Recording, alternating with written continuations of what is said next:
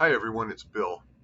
Last year when I got my Helsdon Hammock, I didn't do a video on it. I did a quick couple of videos comparing it with the War Bonnet and the Eno Skylight, but I didn't do one dedicated to the Helsdon on its own. And it's actually a really good hammock, and I've got a lot of footage from the time.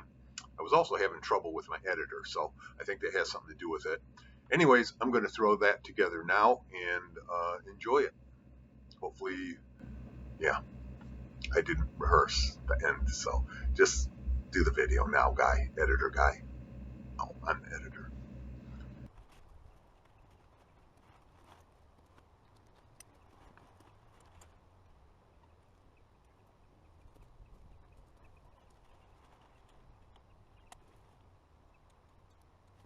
Here is the Helsdon Hammock all set up, as you may have guessed.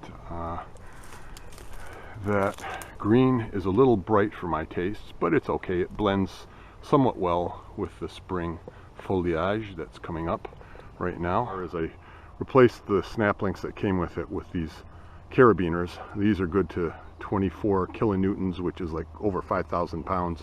The snap links are not marked, so I don't know how strong they are. I'm sure they'd be fine, but I had a bad experience with one stretching on me before, so I just decided to make the change. Plus, because of these cam buckles, the Helsdon is really quick and simple to adjust.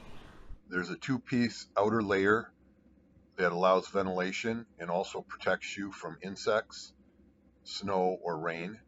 And each part is individually removable, or they can both be removed. And this is the outer waterproof layer. You can see the window here with the mosquito bug netting, and then the mosquito netting that comes underneath is also attached to this outer layer, and there's a waterproof inner layer, so any rain that's coming down that's going to go through this is going to run down that inner layer and be conveyed underneath the hammock, which could be bad news if you've got something that you're trying to hang in there to keep it dry. And uh-oh, your muddy boots are under there. Trying to dry them out a little bit for tomorrow. What to do? Well, my diamond shaped rainfly was big enough to give me coverage over that center part right there. So I'm going to say probably a tarp is the way to go for that. All right, inside the Helsdon again. This is the inner curtain here. The outer layer or outer curtain with the window there. As explained or mentioned before, water comes in, hits the inner layer, and runs down underneath the hammock through the bug net on the bottom. I could see how that would work. I can also see problems with it. For instance, right here is where you enter and exit. So the water is dripping outside this layer, and if you enter and exit, some of it's going to get on you. Now, if you're camping in the summer and it's raining, you expect to get a little bit damp. So if you've got wet gear, you have to put it somewhere inside the hammock or under the hammock, or maybe it'll get dripped on. But if you have a rainfly set up overhead, that eliminates that problem, and you could put it underneath the hammock or under the rainfly or both and expect it to not get dripped on. So what does that clothespin do exactly? Well, it tightens up this strap here, and it kind of it's hard to describe it. It kind of pulls the inner layer down a little bit, so you have a little bit more room for airflow between the two layers there. And it kind of squares this up, this vent hole up. It makes it more even. If I pull it out, everything loosens up, and the two layers start getting closer together. This might close up, it might open up with the wind.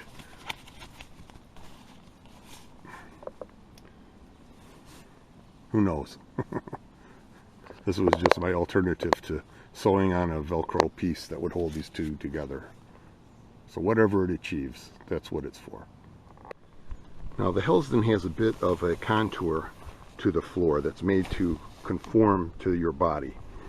And because of that, the head end just feels too low to me. So I like to have the head end suspended higher than the foot end, just a little bit to compensate for that. Forgot to mention, the inner curtain here is attached to the side strap with Velcro here, and another one goes to the ridge line.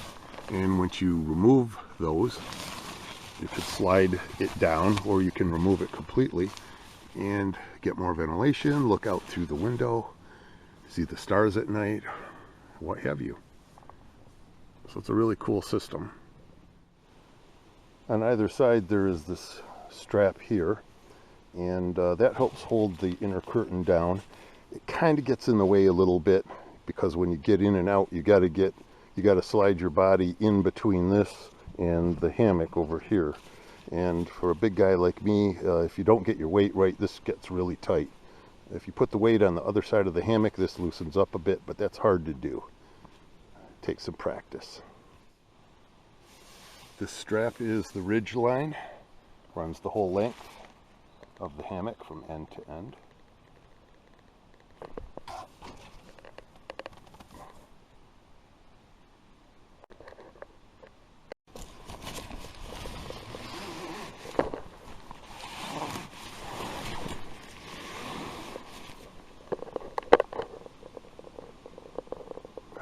Ooh, that feels good. Well, I've pretty much got the ventilation opened up as much as I can, and I do have a nice cross breeze coming through, but the hammock is still holding some heat. There's zippers on either end where I could open it up and probably get a little bit more, and I might do that since the zippers are open anyways on the sides. But given that, this is still probably going to be cooler, give you better circulation than a tent would under similar circumstances.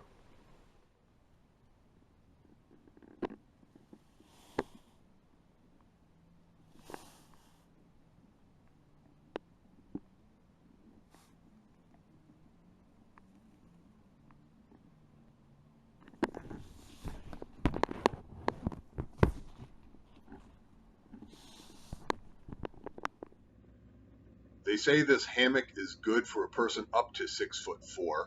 I'm 6'3", and it's very comfortable, I find.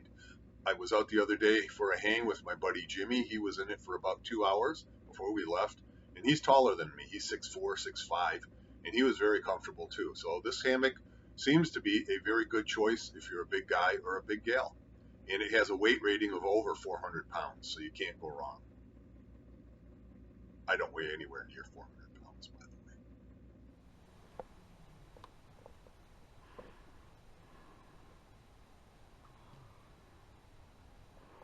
And so, after a pleasant afternoon nap, we head back. See, I have friends. Well, one friend.